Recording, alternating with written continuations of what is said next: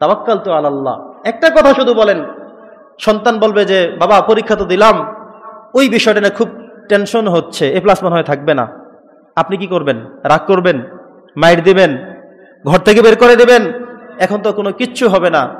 আপনি বলবেন যে আল্লাহ ভরসা, এক কথায় উত্তর। আর এই কথার ওয়েট কত! আমার আল্লাহ বলছেন যে আসমান জমিন পরিমাণে এত বিশাল, আমি খুশি হয়ে যাই সেই বান্দার উপরে। সুবহানাল্লাহ, এটা এত হেভি ওয়েট কথা। ঢাকা যাবেন, একজন বলে ভাই আবহাওয়া তো দেখি খারাপ, আল্লাহ ভরসা। কি বলবেন?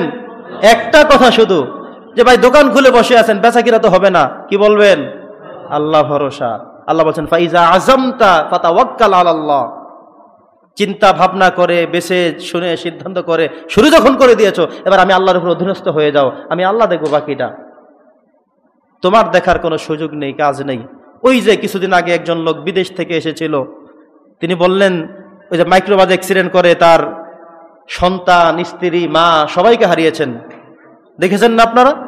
তিনি বললেন যে আমি বিয়ে করে স্ত্রীকে প্রেগনেন্সি অবস্থায় রেখে বিদেশ চলে গেলাম, সন্তানকে শুধু মোবাইলে দেখছি, এবার এসেছি সন্তানকে বিমানবন্দর থেকে নেমে কোলে নিয়ে একটা চুমু দিয়েছিলাম শুধু, এতটুকুই, দ্যাটস এনাফ। আর তাকে ছুঁয়ে দেখতে পারিনি, চলে গেছে, মা চলে গেছে, স্ত্রী চলে গেছে, সব তো চলে গেল। তা আপনি বাড়িতে যাবেন, আনন্দ করবেন, অনেক কিছু নিয়ে এসেছেন, কিভাবে আপনি বুঝবেন, কিভাবে আপনি বলবেন? এখন মসজিদে আসেন, বাড়িতে যাবেন, তারপরে খাবেন, বিকেলে ঢাকা যাবেন, কালকে এটা করবেন, এক মাস পরে এটা করবেন, কিভাবে আপনি কথা বলবেন? এই জন্য সব কিছুর মূল কথা হলো ফাইজা আযামতা ফাতাওয়াক্কাল আলাল্লাহ, আল্লাহ ভরসা। বেঁচে থাকলে করব, হবে। একজন ইমানদারের কাজ হলো এটাই, সে সবসময় ইনশাআল্লাহ বলবে, আলহামদুলিল্লাহ বলবে, মাশাআল্লাহ বলবে, তাওয়াক্কালতু আলাল্লাহ বলবে। আল্লাহর নাম ছাড়া তার কোনো কথা নেই। আপনি যেই হন না কেন, আপনি আল্লাহকে তো মুহূর্তে মুহূর্তে খুশি করতে পারেন। এই প্রত্যেকটা কথায় কথায় আল্লাহ তাআলা আসমান জমিন পরিমাণ খুশি হয়ে যান। আপনার কোনো সুসংবাদ আসতে পারেন, আলহামদুলিল্লাহ। আপনি কোনো একটা কাজে রওনা করলেন, ইনশাআল্লাহ, শুরু করেন বিসমিল্লাহ, শেষ করেন আলহামদুলিল্লাহ। এগুলো প্রত্যেকটা কদমে কদমে পড়েন। আল্লাহ বলছেন আমি তার উপরে খুশি হয়ে যাই। কোনো কাজ করবেন, আল্লাহ ভরসা, তাওয়াক্কালতু আলাল্লাহ, ব্যাস, দ্যাটস এনাফ। মুমিন জীবনে এগুলো সবচেয়ে গুরুত্বপূর্ণ বিষয়। এর পরবর্তী বিষয় হলো আইন প্রণয়ন করা। ইসলামী রাষ্ট্রের সকল মানুষ আইনের দিক থেকে সমান।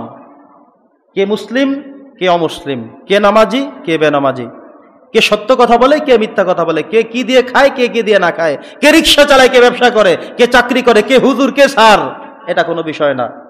অসংখ্য মানুষ আমরা এমন দেখেছি, তার এত এত যোগ্যতা, কিন্তু এমন এক অপরাধ তিনি করে ফেললেন, তাকে ফাঁসির কাস্টে ঝোলাতেই হবে। এমন এক অন্যায় তিনি করে ফেললেন, তাকে 3 মাস 6 মাস জেলখানায় রাখতেই হবে। তিনি হাজারো মানুষের চিকিৎসক হতে পারেন, হাজারো মানুষের দায়ী হতে পারেন, হাজারো মানুষের ভালোবাসার পাত্র হতে পারেন, লক্ষ লক্ষ টাকা আপনার ব্যাংক ব্যালেন্সে থাকতে পারে, তবুও ওই যে অন্যায় করলেন, ন্যায় বিচারের স্বার্থে আপনাকে জেলে থাকতেই হবে, আপনাকে শাস্তি পেতেই হবে। আপনি মনে করেন আমি সরকার দলীয় মানুষ, আমি ক্ষমতাসীন মানুষ, আমি এত টাকা পয়সাওয়ালা মানুষ, কোনো কথায় কাজ হবে না। ইসলাম বলে এটা অপরাধ যিনি করেছেন তিনি অপরাধের শাস্তি ভোগ তাকে করতেই হবে, কারণ তিনি অপরাধী।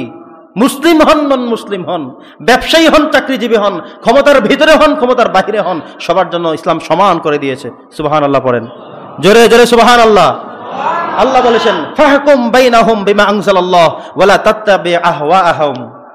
আল্লাহ তাআলা বলে দিয়েছেন যে তোমাকে যেন কোনো প্রবৃত্তি যেন তোমাকে শঙ্কাযুক্ত করে না ফেলে, যে আরে এটা তো অমুকের ছেলে, এখানে ভাই এই কথা বলা যাবে না, এটা তো অমুক এই কাজ করছে, না এটা তো আসলে ভাই আমার দ্বারা সম্ভব না।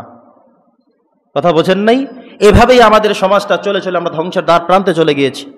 আমরা যদি অন্তত, আপনি দেশের চিন্তা বাদ দেন, আপনি এমপি মন্ত্রী চিন্তা বাদ দেন, চেয়ারম্যান মেম্বারের চিন্তা বাদ দেন, আপনি আপনার জায়গায় অন্তত এটা করেন। আপনার চোখে কোনটা রাইট কোনটা রং সেটা আপনি করেন, আপনি আপনার চোখে করেন। ওয়াজ শুনলেই খালি আপনি মেম্বারের সাথে নিয়ে মিলানো শুরু করেন, ওয়াজ শুনলেই খালি চেয়ারম্যানের সাথে মিলান, ওয়াজ শুনলেই খালি হুজুরদের সাথে মিলান, ওয়াজ আপনি আপনার জন্য মিলান। ওয়াজ কি শুধু কারোকে টার্গেট করে ওয়াজ করা হয়? কথা বলেন, কোরআন কি কোনো ব্যক্তিকে টার্গেট করে কোরআন নাজিল হয়েছে? না, কোরআন চেয়েছে সোনালী মানুষ বানাতে, কোরআন এসেছে মানুষকে জান্নাতের রাস্তায় পরিচালনা করতে, কোরআন এসেছে মানুষকে জান্নাত পর্যন্ত পৌঁছে দিতে। আলহামদুলিল্লাহ পড়েন।